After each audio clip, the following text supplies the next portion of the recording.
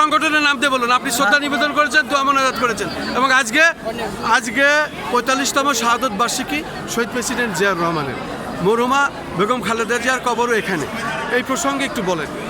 বিসমিল্লাহির রহমানির রহিম। আমি শাহজাদা সৈয়দ মোহাম্মদ ওমর ফারুক পীর সাহেব, বাংলাদেশ জাতীয়তাবাদী নাগরিক দলের সভাপতি হিসাবে আছি। তো আপনারা জানেন না, আজকে আমাদের এই সংগঠন 20 বছর যাবৎ বিএনপির একটি সহযোগী সংগঠন হিসাবে চলতেছে। আমরা বিএনপির সমস্ত কর্মসূচিতে আমরা অংশগ্রহণ করেছি। আজকে শহীদ রাষ্ট্রপতি জিয়াউর রহমান সাহেবের 45তম জন্ম শাহাদত বার্ষিকী উপলক্ষে আমরা প্রেসিডেন্ট জিয়াউর রহমান সাহেবের মাজারে ফুল দিয়ে শ্রদ্ধা নিবেদন করেছি, মাজার জিয়ারত করেছি, দোয়া করেছি, মুনাজাত করে ওনার মাগফিরাত কামনা করেছি। এবং আমাদের বাংলাদেশের মহামান্য প্রধান অতিথি, বাংলাদেশের জনগণের প্রাণ জননেতা তারেক রহমান সাহেব, উনি আসছেন।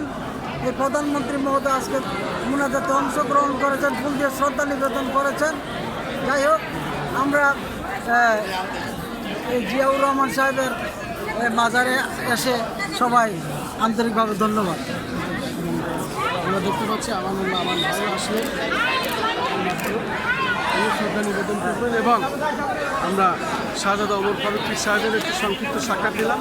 পাশাপাশি সেনার সদস্যরা অবসরপ্রাপ্ত তারাও এসেছেন।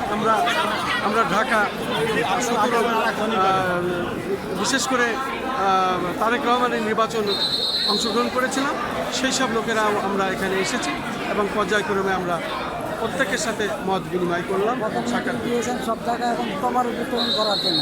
জি, শাহাদত বার্ষিকী বাংলাদেশের প্রত্যেকটি জায়গায় দোয়া মাহফিল এবং তোবারক বিতরণ চলছে, সারাদিনই চলছে। আমি খন্দকার মাসুদুজ্জামান।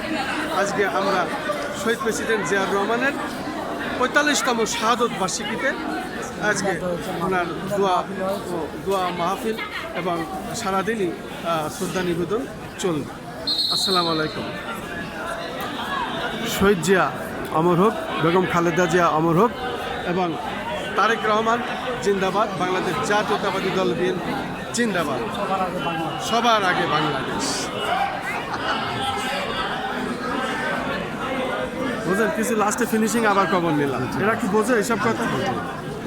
ওরা এখানেও দাঁড়ান, হাত উঁচু করবেন, হাত উঁচু করবেন।